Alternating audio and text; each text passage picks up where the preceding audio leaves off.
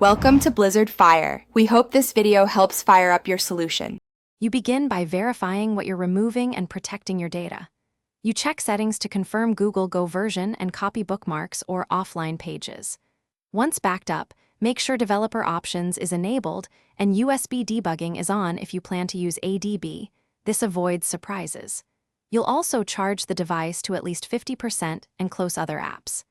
Now plug the phone to your computer, trust the connection, and prepare the platform tools so you can run the first uninstall commands. You try the simple path first. Go to Settings, Apps, find Google Go, and tap Uninstall or Disable. If the uninstall button is missing because it's pre-installed, you switch to ADB.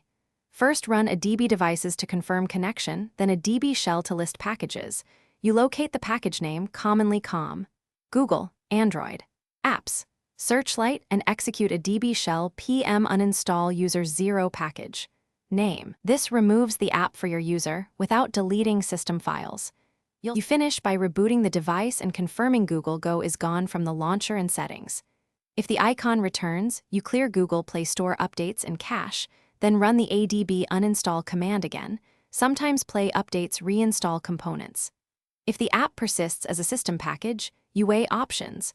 Perform a factory reset only if you have full backups, or contact the device vendor for a firmware-level removal.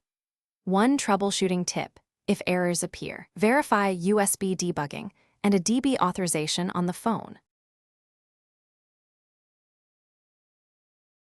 Thanks for watching. If you found this helpful, don't forget to like and subscribe.